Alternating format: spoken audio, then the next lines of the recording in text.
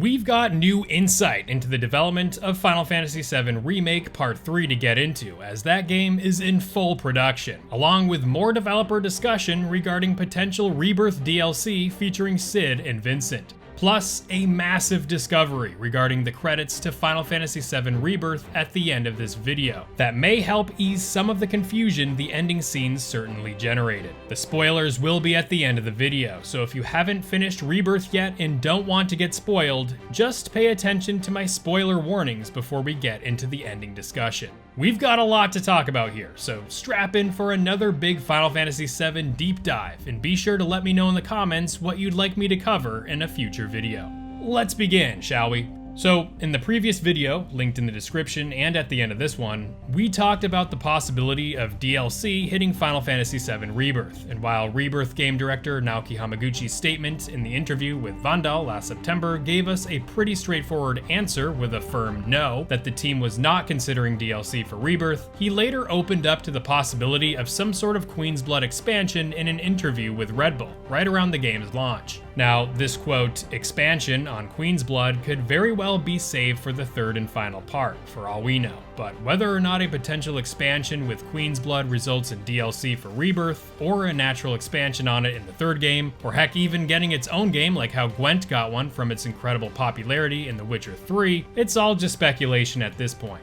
We are well aware that the team is in full development on Remake Part 3, of which we have new developments on that we are about to get into later on in this video. But first, we gotta address Hamaguchi's new statements about DLC in his interview with Variety. This article released on March 1st, so it is the most recent information we have pertaining to developer insight into DLC, and well, the vague nature of Hamaguchi's statement doesn't entirely leave out DLC for the title, just as the Queen's Blood interview suggested. When openly asked about having plans to include Vincent or Cid, Hamaguchi responded with, "While I don't have any clear DLC information to share with you, we know it'd be very exciting for players to have new playable characters going into future titles. We didn't want to release everything all at once and wanted to keep the excitement and anticipation going for these two characters." So here's my take on this. It can be interpreted that Hamaguchi-san and his team are waiting for Part 3 to release to give access to Vincent and Cid as playable party members, due to the fact that if they were to release them as DLC in Rebirth down the line, there wouldn't be anything new or exciting to experience with them from a combat perspective come Part 3's launch. Looking back at Yuffie's intermission DLC for Final Fantasy VII Remake,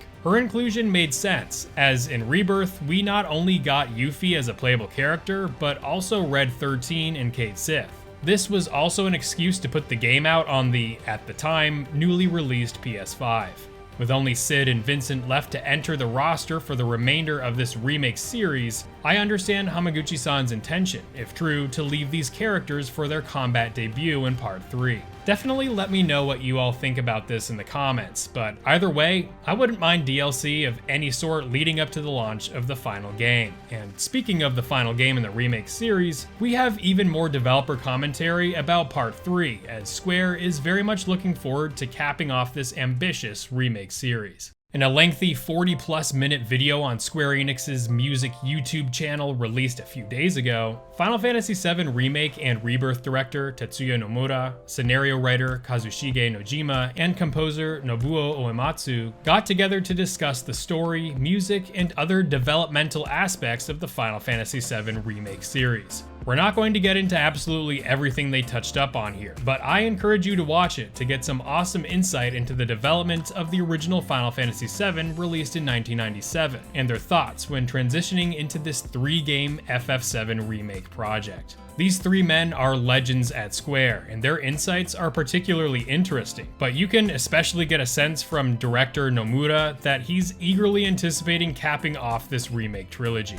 When music composer Uematsu-san told Nomura-san, quote, "It has to be mentally taxing trying to recreate something you put to bed decades ago, but with the latest technology and for a whole new generation," Nomura-san responded with, quote, "Years ago, during the planning phase, I knew the kind of commitment a project like this would require." He continued with, "Part of me didn't want to do it. I could already see how much work this was going to be, and once we got started, there was no throwing in the towel halfway through. You can't leave things on a cliffhanger. You're stuck now. It's a massive undertaking. From the moment production started, I wanted it to end. At least, now we're finally past the midway point. Later in the discussion, Nomura-san added, "Personally, I want to be done with this absolute marathon of projects." So there's clearly a lot of fatigue and stress that Nomura-san and team have been experiencing, and well, can we really blame them for feeling these emotions? They are taking the most iconic game in their catalog, also one of the most beloved games of all time, and remaking it into 3 full-length games, with each game, at least Rebirth and definitely Part 3, being longer than the totality of the original PS1 game. We've never really seen anything like it on this scale in the industry, and with 2 games, both of which have achieved great success under their belt, Square is looking forward to delivering on the lofty expectations that fans and critics have with the final entry in the Final Fantasy VII Remake trilogy.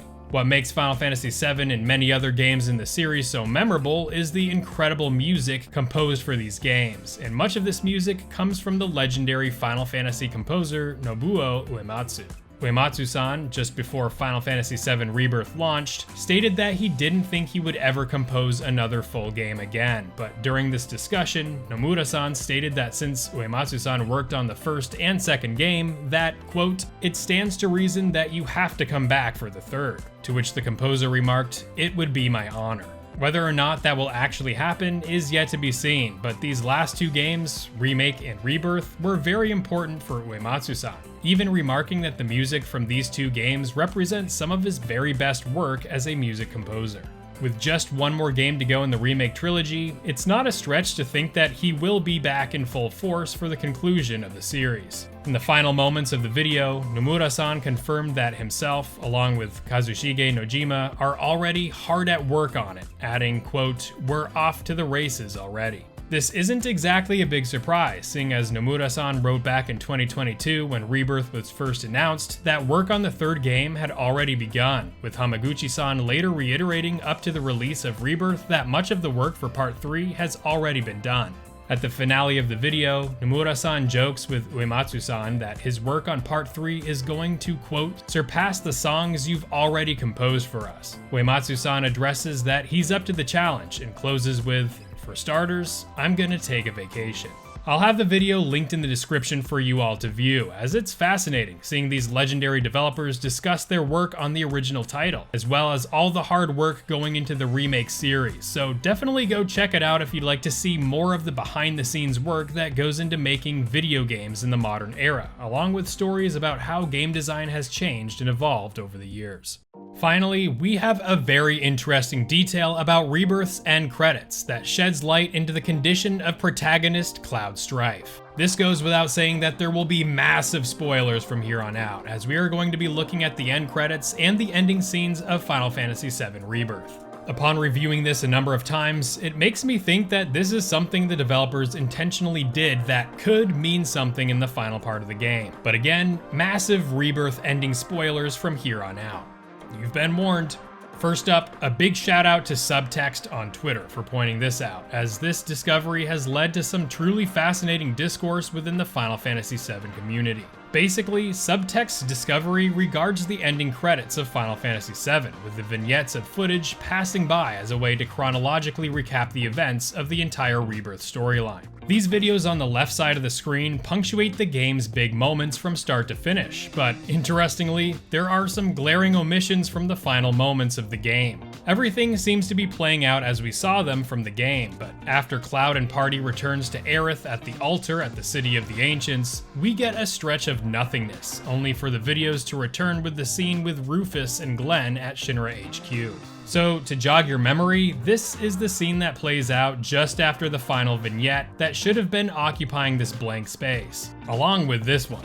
Why were they omitted from the credits? Well, there is no official answer on this one, but this suspicious activity is being seen from fans that this was intentionally done by the developers to showcase the cognitive decline of Cloud and his misinterpretation of the events that followed after Aerith's passing. In fact, every scene that conveyed Aerith and Cloud after returning to her body at the altar is seemingly missing from the end credits, leaving fans to speculate that this could be leading to some kind of big reveal about what actually happened at the City of the Ancients. The final clip before the videos disappear reveals a fascinating omission from the credits, where Cloud is telling Aerith to wake up, where we see Aerith seemingly wake up and smile at Cloud. What transpires after this is the scene where the party is mourning by the water, but this entire scene, along with the previous one, was seemingly omitted from the credits, as only Cloud was able to see Aerith alive next to the rest of the party, while the rest of the cast clearly could not. Some more video footage enters the credits when we see Glenn's interactions with Rufus at Shinra HQ, followed by scenes featuring the weapons, Zack at the church, and the Black Robes heading toward Mount Nebel. We then experience the second and final cut of the videos in the credits here, with the last video showing the tiny Bronco take off, leaving Aerith to gaze off into the horizon. This second space where the clips aren't present reflects the very final CG scene of Rebirth, where Cloud and party are mourning. More like the party is mourning and preparing to take off in search of Sephiroth in the northern crater. And while the very end of this scene is shown in the credits reel, everything preceding it, with Aerith seemingly talking to and interacting with Cloud, is conspicuously not present in the credits. It's no wonder throughout both Remake and Rebirth that Cloud's memories and mental state are clearly fractured, and this game's credits allude to just how far Cloud may be gone during this game's conclusion. These handful of scenes that were omitted from the credits definitely seem to be on purpose, especially since there are large gaps where those scenes would have otherwise been, highlighting their absence even more. I definitely think that this was purposefully done to reflect Cloud's interpretation of the events, and they represent how unreliable his memories and experiences are throughout much of the game, especially towards the end.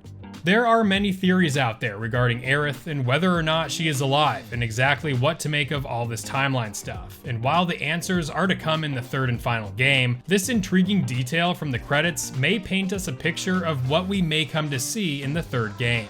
These scenes that were not represented in the credits seem very much purposeful, showcasing Cloud's inability to properly recall and interpret events, and I have no doubt that Cloud will undergo some incredible growth and development in the final game, leading to some pretty devastating revelations that will have a huge payoff. Definitely let me know your thoughts and your interpretations on the credits, and whether you think this has implications for what we may come to see in the third game, as this kind of discussion is exactly the kind of thing that Square intended on making us engage with, as we eagerly await the final game in the trilogy. That final game in Part 3 may be here sooner than you think, as we go into Part 3 and everything we've heard from the developers about it in this video. So definitely check that out, and be sure to stay tuned for more Final Fantasy VII Remake content. Thank you all for your continued support, and I will see all you good people real soon in the next one.